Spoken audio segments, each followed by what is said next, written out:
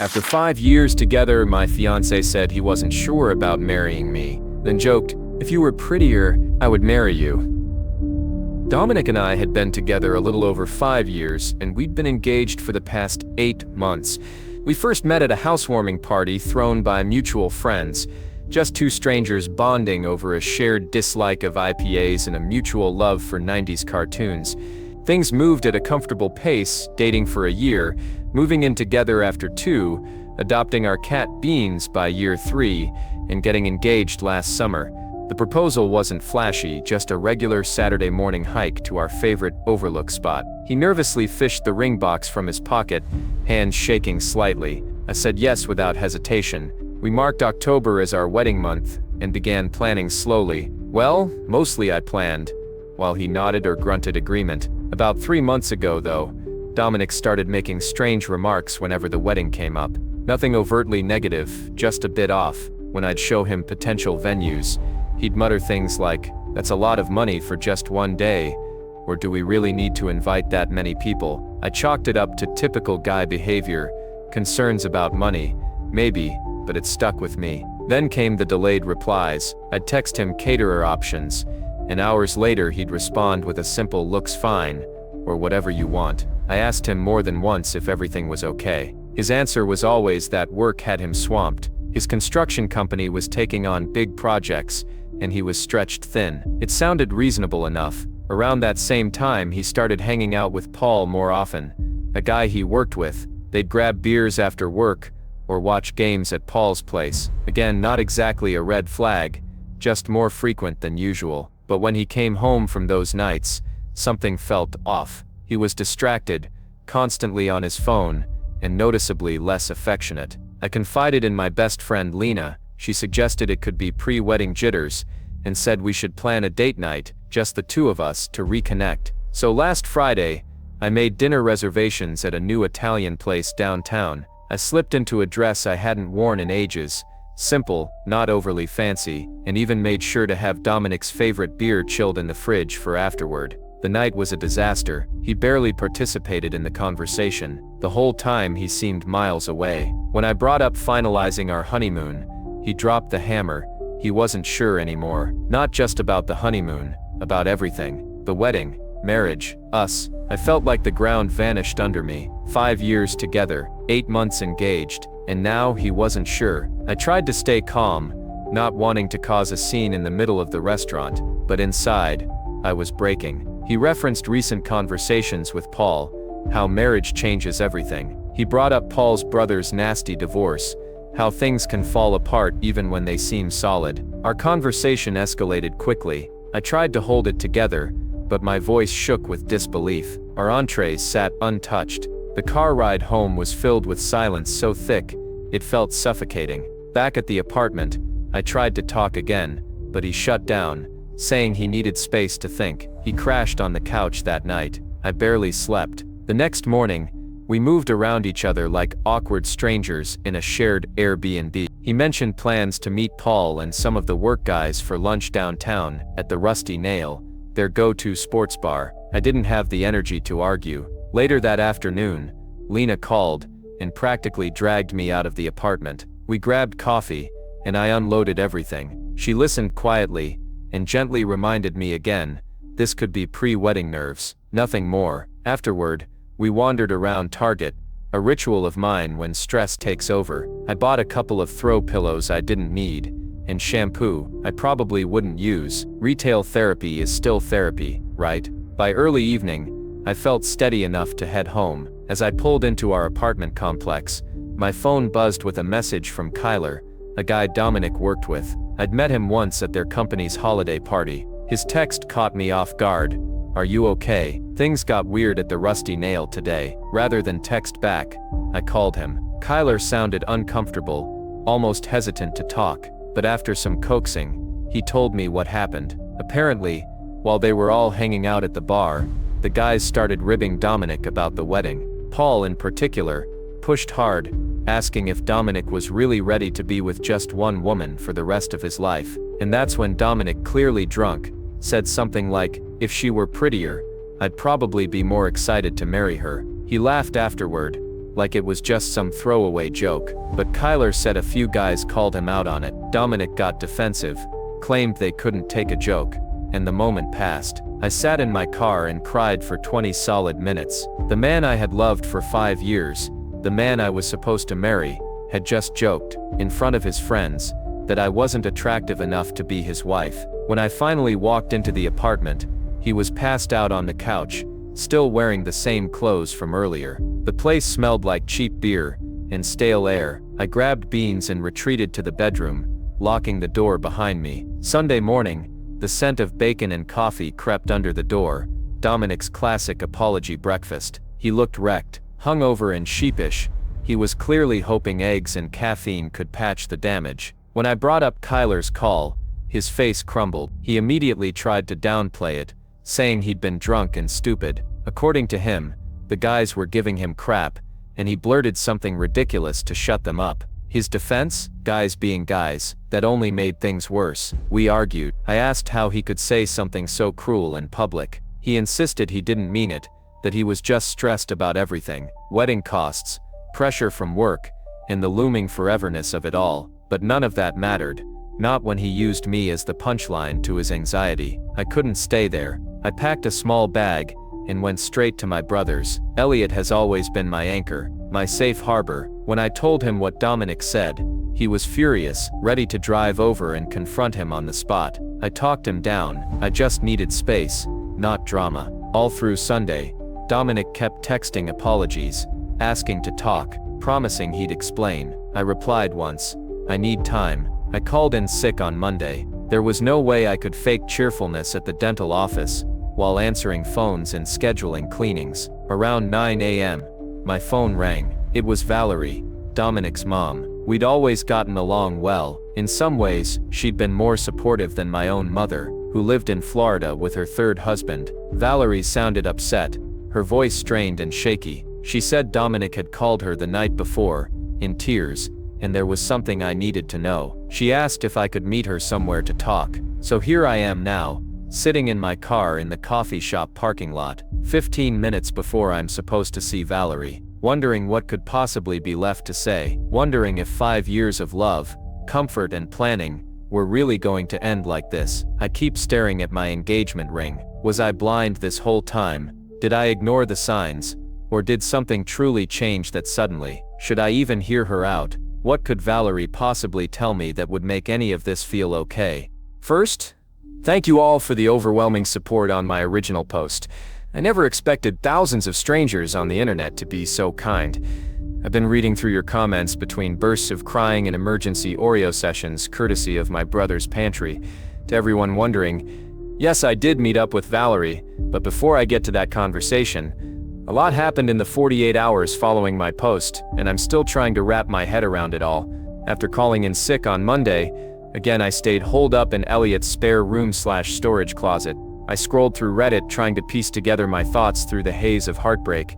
Around noon, Lena came by during her lunch break, armed with sandwiches from that little deli near the hospital. I hadn't eaten much since Saturday, but I forced myself to take a few bites. Lena reminded me gently that avoiding Dominic wasn't a long-term plan. We lived together. We had joint accounts. At some point, I'd have to face him, and she was right, of course. I couldn't stay at Elliot's indefinitely, especially with his girlfriend coming over for dinner.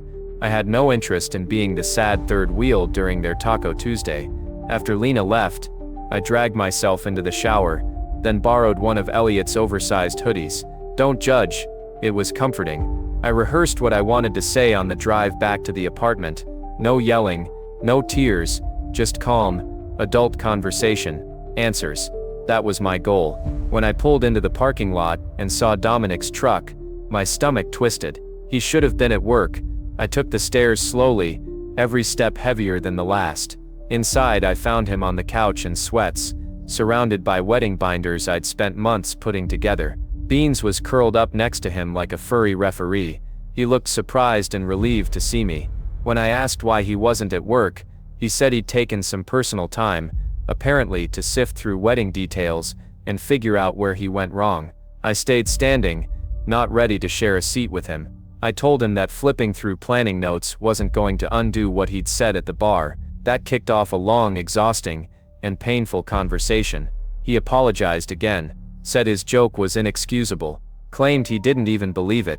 When I asked why he'd say something he didn't mean, his answer, "I was trying to look cool in front of the guys," that somehow made me angrier. I reminded him of his comments during our date night, before the bar incident. He'd already expressed doubts then. He admitted he was under pressure, a work project falling behind schedule, Paul constantly feeding him horror stories about marriage, and the mounting costs of the wedding. But instead of talking to me about any of it, he'd let it fester until it came out sideways, in the worst way possible. As we kept talking, he confessed something new, something deeper. He was terrified of turning into his dad. Dominic rarely talked about his father. All I knew was that he'd left when Dominic was 12, walked out on the family, after cheating with a coworker, and moved to Arizona to start over. Dominic always insisted it didn't affect him, but now, he admitted he was scared of being just like him. He said he didn't trust himself, didn't know if he could really promise forever, when all he'd seen was that forever could disappear overnight. I reminded him that he wasn't his father, that genetics don't determine who we become. His response stuck with me, "What if I can't help it?" When I asked if he'd talked to anyone else about all this, he hesitated, then admitted he'd confided in Kyler a few times. They'd grown closer at work lately, and Kyler had gone through some relationship issues of his own. It clicked. This was why Kyler had called me. He already knew, and probably knew more than I did at the time. The conversation turned even more difficult when I pressed Dominic about his actual feelings. What exactly was he doubting? He said he was scared, overwhelmed, not sure he was ready for marriage, even though he still loved me. He kept thinking about how his parents seemed happy until they weren't, how fast things unraveled. He was terrified of repeating that. I asked the question I'd been avoiding, were his doubts about marriage in general, or about marrying me specifically? His pause before answering was loud, deafening. Finally, he admitted it was mostly about marriage, but part of him wasn't sure we were the right match long term. That comment stung more than the joke at the bar. 5 years together, and he still wasn't sure. When I pushed for specifics, he said we'd both changed since our early 20s. He mentioned how I'd become more structured and focused on planning, whereas I used to be spontaneous. He brought up his old dream of starting his own business, something he'd set aside. I reminded him that people grow and evolve in relationships. That was normal. He asked, "Yeah, but did we grow together, or apart?" By then I was emotionally spent. I told him I needed time away, to think, to process everything. The bar comment, the buried fears, and now this doubt about whether we even belonged together. He pleaded with me to work through it together, offered to try therapy, couples counseling, whatever it took. But I needed space first. As I started to pack more clothes, he mentioned I'd missed some calls while we were talking. I checked my phone. 3 missed calls from Valerie. The coffee meeting. I'd completely forgotten. When I brought it up, Dominic's face changed. He looked confused, then worried. I asked him what his mom wanted to tell me. He looked away and said she'd been upset after their conversation the night before. Something important had come up. When I asked what that something was, he hesitated again, said it wasn't his place, that I should hear it from her directly. His dodging made me suspicious. I stepped into the hallway and called Valerie back. She answered right away, relieved to hear from me. I explained I'd been with Dominic, talking things out. She asked if we could meet now, right away. Her voice sounded off, nervous. When I told her Dominic was home, her tone shifted again, like she didn't want him hearing whatever it was. Now I was beyond curious. I told her I'd meet her in 30 minutes. Before I left, I asked Dominic one more time, "What aren't you telling me?" He finally looked up. His face was pale, eyes heavy. "There's something I should have told you," he said. "But you need to hear it from my mom. And if you want me gone when you get back, I will be." I packed enough clothes for a week, grabbed my laptop and some toiletries, and started toward the door. At the threshold he said, "I love you." I didn't look back. Sometimes, love isn't enough. On the way to meet Valerie, my phone rang again. Karina, Dominic's younger sister. She sounded concerned, said she'd heard from Paul about what happened at the bar, and Dominic wasn't replying to her texts. Our mom was acting upset too. When I told her I was going to meet with Valerie, She paused. Wait, is this about Maria? The name hit me like a slap. What about Maria? I asked. Karina's reaction was immediate. Panic. She stammered, tried to walk it back, said I should just let Valerie explain. I pushed. She refused, but it was clear she'd let something slip she wasn't supposed to. Now parked outside the coffee shop, I spotted Valerie already seated inside at a window table. Her eyes looked red and puffy. She'd clearly been crying. Whatever she was about to say, I had a feeling it would change everything. Just as I reached for the door, my phone buzzed with a text from Dominic. Whatever my mom tells you, please remember that I love you. I just got scared. I made terrible mistakes. If you can't forgive me, I understand. I stared at the screen for a moment, then slipped the phone into my bag, took a deep breath, and walked inside. Thank you again for all the support. I never imagined sharing this story would lead to so many strangers offering comfort, encouragement, and insight. I'm writing this from Lena's apartment now. After my meeting with Valerie, I couldn't go back to Elliot's or our place.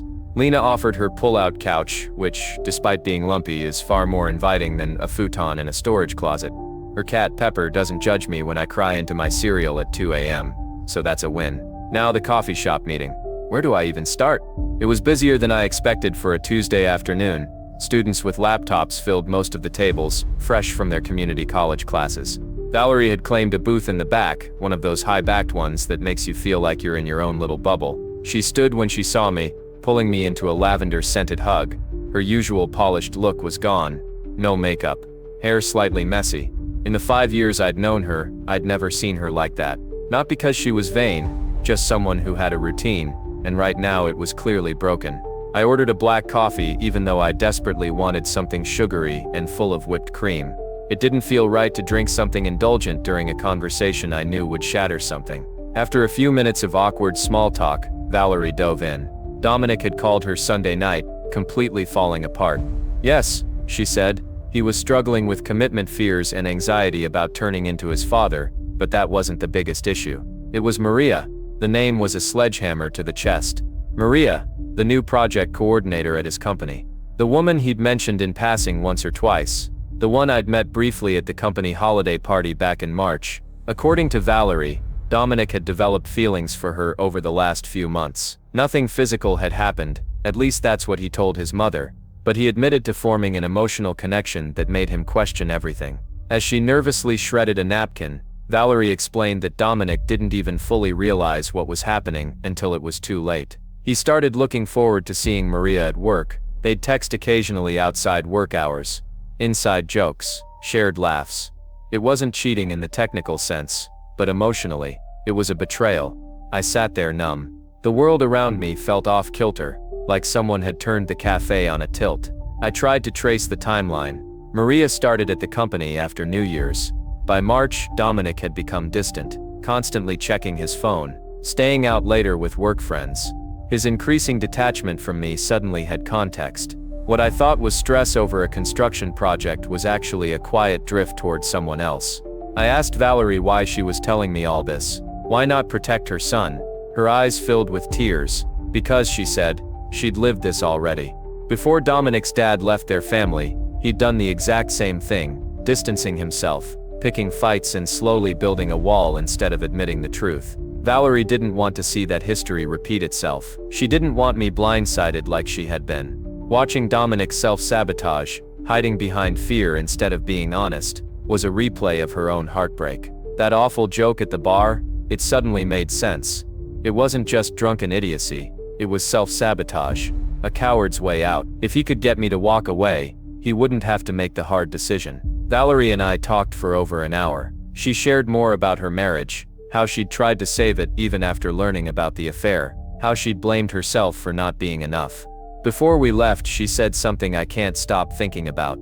The hardest lesson I learned was that you can't make someone choose you. They either do, or they don't, and anything in between is just prolonging the pain. When I got back to my car, I stared at my phone in silence. 3 new texts from Dominic, all some version of "I'm sorry" and "I love you," but none of them mentioned Maria. Still avoiding the full truth, I didn't reply. Instead, I called Lena and asked if I could stay the night.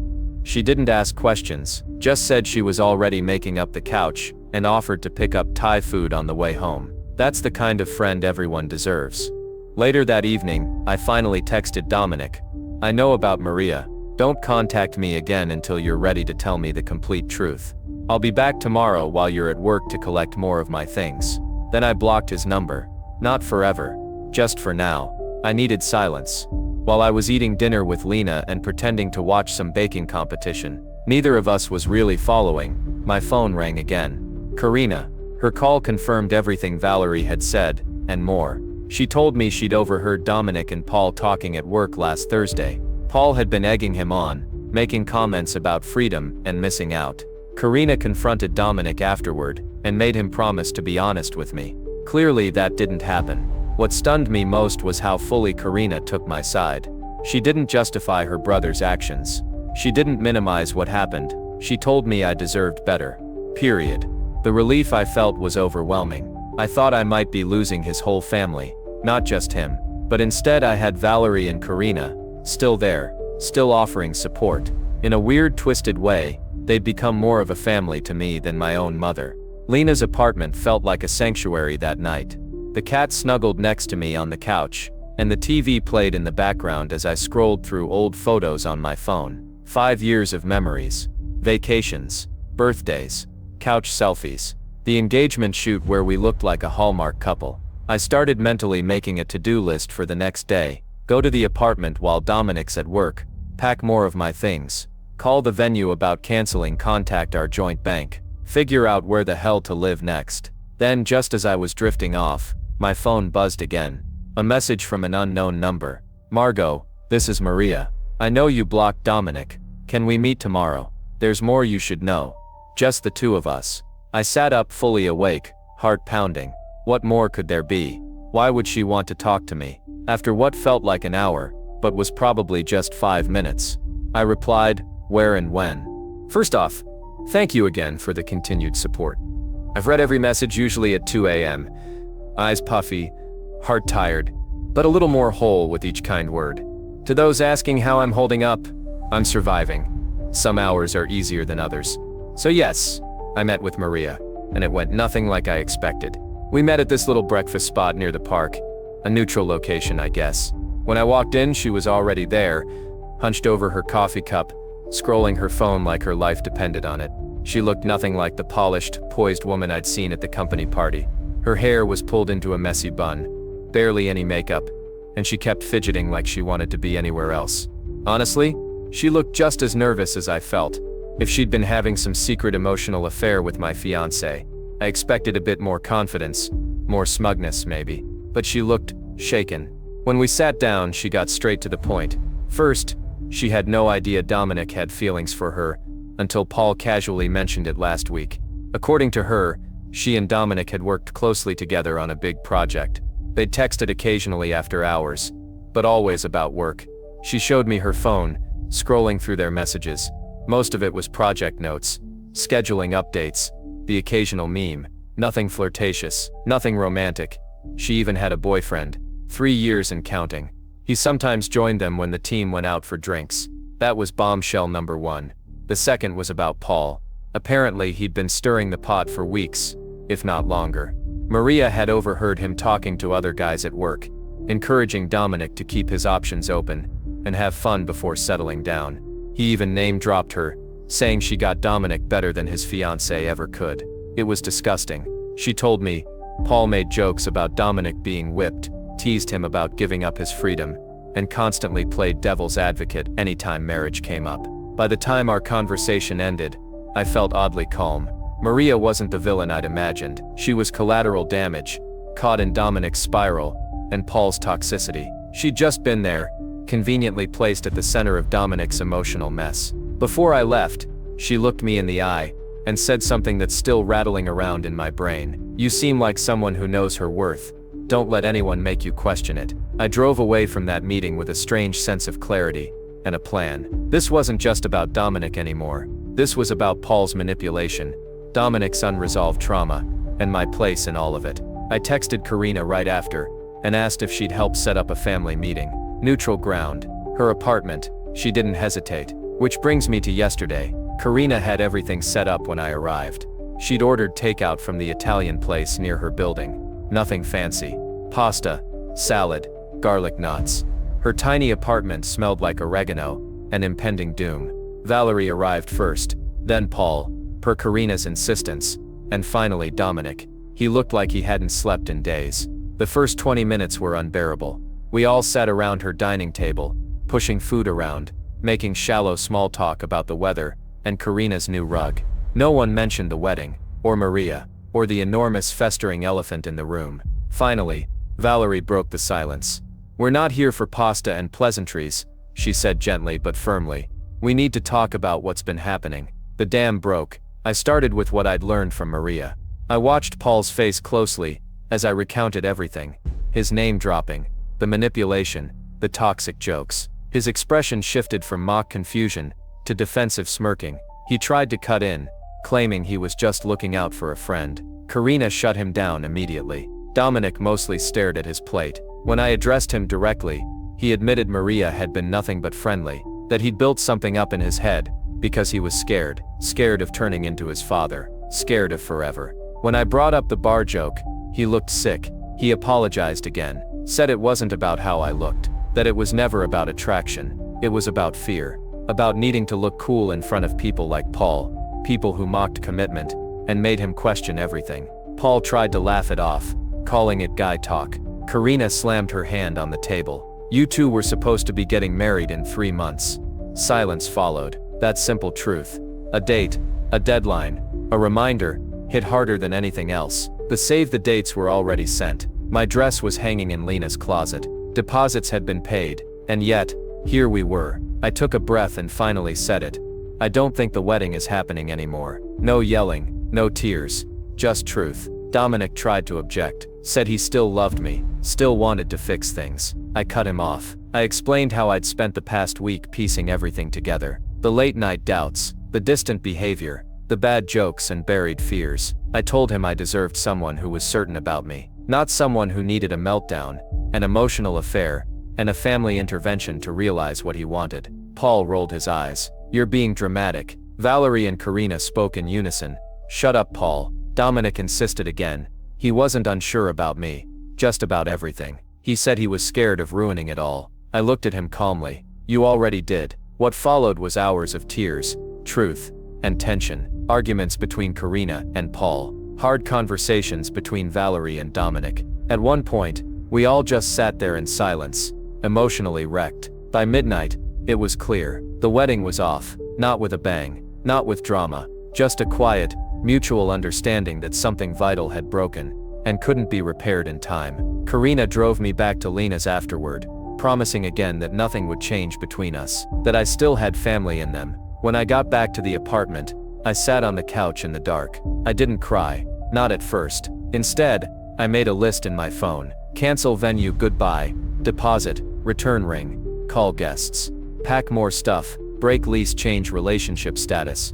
Around 2 a.m., Lena came out of her room, rubbing her eyes. She'd heard me come in and wanted to check in. I told her the wedding was officially off. She didn't say anything, just sat beside me and wrapped her arm around my shoulders. We stayed that way until the sun came up, not speaking, just existing. This morning Dominic texted again, asking when we could meet to handle practical stuff, the apartment lease, the finances, the furniture, so adult, so final. Elliot messaged too, offering to help me move out. My brother, always the rock. My mom, who likely heard the news from a cousin who follows Karina on Instagram, sent a message asking if she should cancel her flight for the wedding. I stared at my engagement ring for a long time. Just a simple white gold band with a modest diamond. Classic, just like our relationship was supposed to be. I called the venue. The coordinator was kind, but the deposit was non-refundable. $8,000 gone. Money we'd saved for months, cutting corners, skipping trips,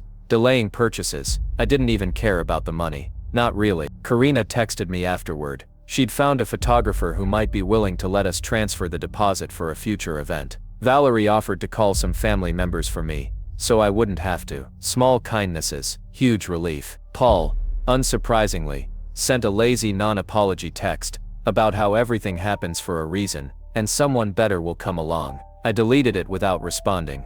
Maria sent a brief message too. She said she was sorry again, and assured me nothing ever happened between them. I believed her. Strangely, I did. She wasn't the cause. She was just the symbol of everything that was already crumbling. The hardest part now, the little things. The wedding binder, sitting in Lena's guest room. The Spotify playlist we'd made for the reception. The browser tab still open on my laptop, filled with honeymoon ideas. I'm not checking our wedding countdown anymore. I'm not pinning table decor or practicing a signature with Dominic's last name. That future is gone. And while I don't know what's next, I'm starting to believe that something will come next. It feels surreal to be writing this final update from my new apartment. 3 months have passed since the family dinner that officially ended my engagement. 90 days of slowly stitching together a new version of my life. One I didn't ask for, but one I'm learning to accept. Let's start with the basics. Dominic moved out of our shared apartment within a week of the breakup. Elliot and Lena helped me pack his things while he was at work. We labeled every box neatly, left them in the living room, and locked the door behind us. It felt clinical, like dismantling a stage set after a long play. Suddenly the apartment felt too big, too quiet, haunted by memories that lived in every corner. I lasted 2 more weeks before the leasing manager agreed to let me break the contract in exchange for 1 extra month's rent. It was worth it to get away from the ghosts. Finding a new place wasn't easy. The rental market is brutal right now, and my budget as a newly single person didn't stretch far. I ended up in a tiny 1-bedroom across town, farther from work, but with a small balcony. I've started growing herbs in mismatched pots: basil, thyme, mint. The basil keeps dying, but the mint, thriving. Somehow, that feels like a metaphor. Financially, things are tighter. I had to readjust to covering every expense alone: car insurance, groceries, utilities. Even choosing streaming services became a negotiation with myself. I track expenses now, use coupons, meal prep. It's the kind of grown-up life I never thought I'd be living at 29. The wedding vendors were surprisingly compassionate. The venue kept our deposit, but sent a handwritten note wishing me peace. The florist refunded half, even though they didn't have to. The DJ offered to connect me with his brother, who's a therapist. Go figure. The engagement ring still sits in my dresser drawer, still in its original box. Dominic told me to keep it or sell it, said it'd be bad karma for him to take it back. Some days I forget it's there. Other days I open the box and stare at it, stunned by how something so small once held so much promise. Social media was its own personal hell. I waited 2 weeks before changing my relationship status. I dreaded the wave of notifications, but the moment I hit single, the floodgates opened.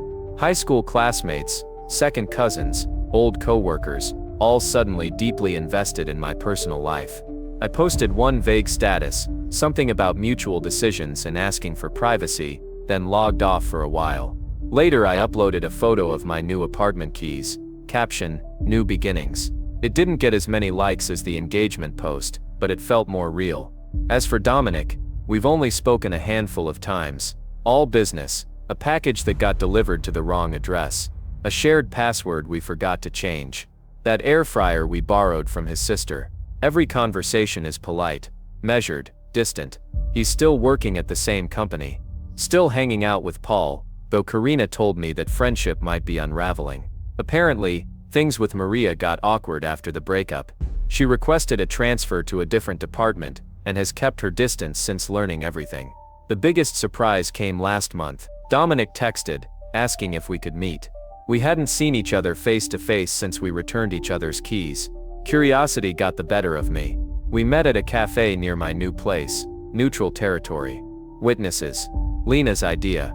He looked thinner, tired, like he was carrying something heavy. His shirt was unfamiliar, and his usual swagger was gone. We made small talk, weather, work. I was ready to wrap it up when he pulled a journal from his bag. "I've been seeing someone," he said. My heart hiccuped for a second, until he clarified. "A therapist." The journal was part of his therapy. Daily reflections, patterns he wanted to break. He'd been confronting his past. His father's betrayal, his friendship with Paul, the way he'd treated me, the way he'd treated himself. He didn't ask for forgiveness. He didn't ask to get back together. He just wanted me to know he was working on himself. "I should have done this years ago," he said. "Maybe things would have turned out differently." It was the most self-aware I'd ever seen him. And I believed him. I didn't feel angry. I didn't feel hopeful. I just felt peaceful. I told him I hoped therapy would help. Not for my sake. That chapter was closed. But because living with that much unresolved baggage seemed exhausting. As we stood up to leave, he said, "Karina told me you're still close with her and Mom. I'm glad. They need people like you in their lives." That comment hit harder than I expected. One of the strangest parts of this breakup has been keeping those relationships. Valerie texts me once a week, usually something random and funny. Gardening updates. TikToks about wine. She never mentions Dominic, unless I ask. Karina and I meet for brunch every other Sunday. We don't talk about him much either, but their loyalty, their care has been unwavering. It's strange, beautiful, complicated. As for me, I wish I could say I've had some grand revelation, but healing is rarely dramatic. Some days I feel free. Other days, I miss simple things. Like having someone to help open a stubborn jar lid. Or someone to share a bad day with. Or someone who knew, without asking, that I hate soggy cereal. I started therapy too. Not because of the breakup specifically, but because I realized how much I compromised in that relationship. How many red flags I ignored, because they came in the form of familiar routines. How much of myself I dimmed to keep things calm. My therapist told me to reclaim the parts of myself I'd silenced. So I've started hiking again. Saturday mornings. Alone. No more sleeping in to avoid conflict. Just me, the trail, and a coffee and a thermos. Dating, not on the radar yet. My co-workers joke about setting me up with their dentist nephews or barista friends. I smile and say, maybe someday. But right now, I'm still getting to know me again. Now for the twist I didn't see coming. The honeymoon. We'd booked a non-refundable 10-day cottage on the coast. It had a deck overlooking the ocean, a cozy fireplace, and a ridiculous amount of charm. For weeks I ignored the email reminders. Let the confirmation sit unread in my inbox. Then Lena said something wild. "Take the trip anyway." I laughed, then paused. "You've never traveled alone," she said. "Maybe it's time." I was terrified. 10 days in a cottage built for two. It sounded like the start of a very depressing indie film. But the more I thought about it, the more it felt right. So I packed 3 paperback novels, downloaded my favorite podcasts, and splurged on a swimsuit that prioritized comfort over style. My mom thought I was nuts. Elliot offered to come with me. Karina said I should install a dating app, just in case. I didn't. Instead, I drove to the coast. The first day was hard. Everything reminded me of what could have been. The beach walks we never took. The wine glasses set for 2. But then, something shifted. By day 3, I stopped waking up sad. I ate breakfast on the deck while watching the sunrise. I finished an entire book in one sitting. I cooked pasta and danced in the kitchen. I napped without guilt. I cried once, but it wasn't from heartbreak. It was from relief. One afternoon, our old song came on in the background, at a local coffee shop. 3 months ago, I'd have broken down. But this time, just a soft ache. Like pressing on a bruise that's almost healed. Progress. Not perfection. I'm not going to pretend I have it all figured out. My shower still runs hot and cold with no warning. I overcooked rice twice this week. I accidentally killed another basil plant. But I'm standing, and starting over, and for the first time in a long time. I'm not waiting for someone else to catch up to me. The other day at the grocery store, our song came on over the speakers. 3 months ago it would have sent me hiding in the frozen food aisle, fighting back tears. But this time I didn't flinch. I just stood there, basket in hand, and let it play. It was still sad, but it didn't break me.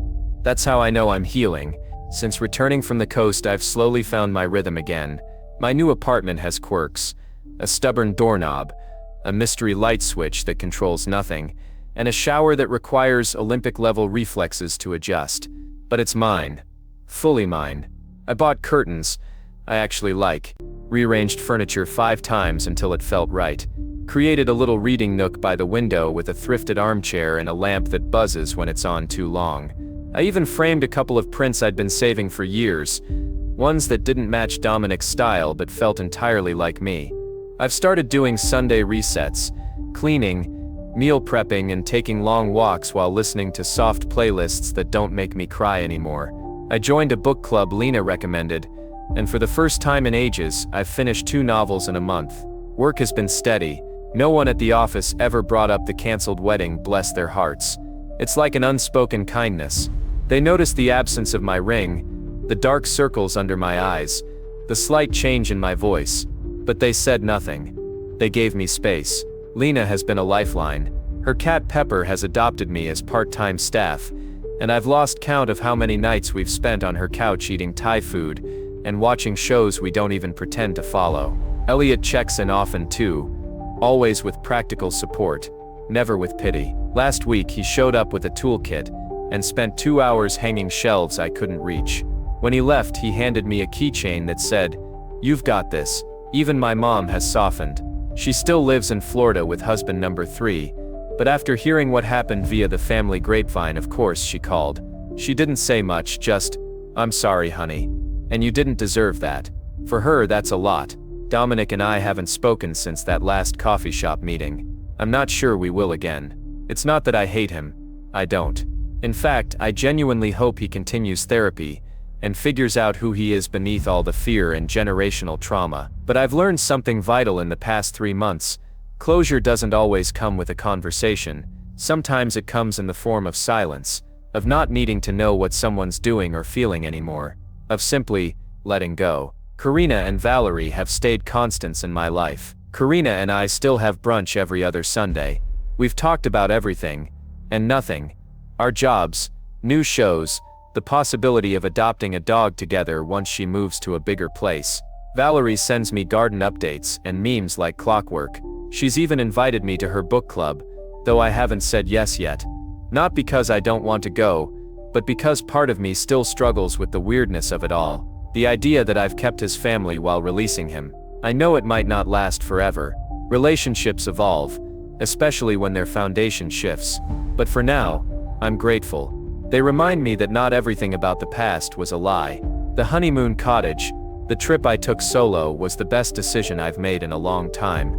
There was something deeply empowering about waking up to the sound of waves, knowing I had nowhere to be, and no one to perform for. I hiked. I napped. I ate entire meals without checking my phone.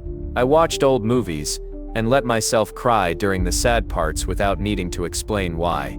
I came back different, not fixed, not completely healed, but lighter. I've started writing again, just little snippets in my journal, thoughts I used to shove aside when life got busy, or love got loud. Things like, you don't have to be whole to be worthy, and love doesn't have to hurt to be real. I'm not dating yet. Not actively. Anyway, I re-downloaded a dating app once, opened it, stared at the bios, then deleted it 2 minutes later.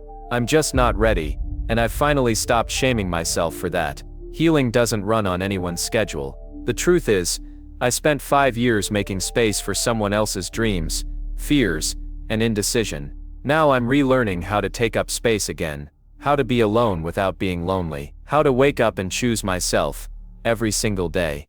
Last weekend, I bought myself flowers at the farmer's market. No occasion, just because they were pretty and smelled like joy. It felt like a small rebellion, a soft kind of strength. And when I got home, I put them in the vase we bought during a road trip to that little mountain town.